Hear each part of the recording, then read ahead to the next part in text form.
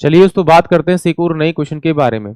इस क्वेश्चन में एग्जामिनर ने कहा कंप्यूटर ए को किसी इनपुट को प्रोसेस करने में 3 मिनट लगते हैं जबकि कंप्यूटर बी को 5 मिनट लगते हैं। यदि कंप्यूटर ए कॉमा बी और सी 1 घंटे में औसतन 14 इनपुट प्रोसेस कर सकते हैं तो अकेले कंप्यूटर सी को एक इनपुट प्रोसेस करने में कितने मिनट लगेंगे, ये एग्जामिनर मुझसे पूछ रहा है। तो चलिए आइए सॉल्व करते हैं। देखिए एग्जामिनर क्या कह रहा है कि जो ए है वो क्या करता है, एक कंप्यूटर ए जो है वो 3 मिनट में एक इनपुट करता है और कंप्यूटर बी जो है वो 5 मिनट में एक इनपुट करता है।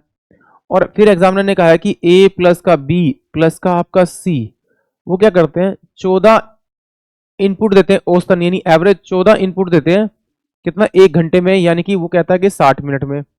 तो ये एवरेज है यानी औसत है, तो इसमें परसेंट कितने 3 है तो 3 से मल्टीप्लाई कर दें तो इतना इनपुट देते हैं 1 घंटे में।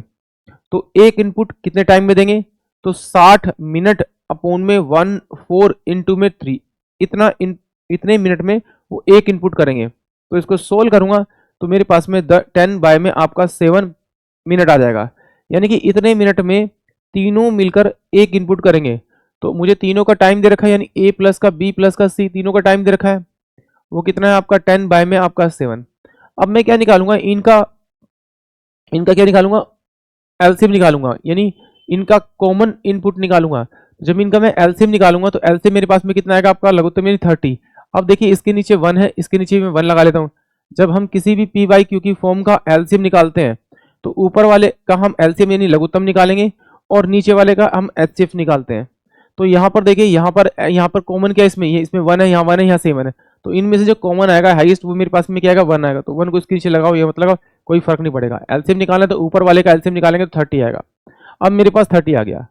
अब ये कहता है एग्जामिनर कि जो ए जो है 3 मिनट में एक इनपुट देता है, अगर टोटल 30 इनपुट थे तो इसने कितना दिया होगा, इसने कितने इनपुट दिए होंगे आपके 10 इनपुट दिए होंगे, इसने कितने दिए होंगे आपके 6 दिए होंगे, इसने कितने दिए होंगे 21 इनपुट दिए होंगे ए बी सी तीनों ने।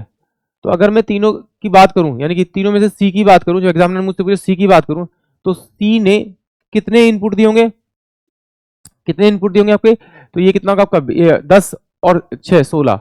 अगर 16 इसमें से माइनस कर दूं तो ये मेरे पास में कितना आएगा आपका 5, ये 5, यानी कि टोटल इसने कितने देंगे 5 इनपुट दिए होंगे 1 मिनट के अंदर। तो टोटल जो मेरे पास में आपका कितना 30 इनपुट देने, और ये कितना देता है, ये 5 इनपुट देता है 1 मिनट के अंदर।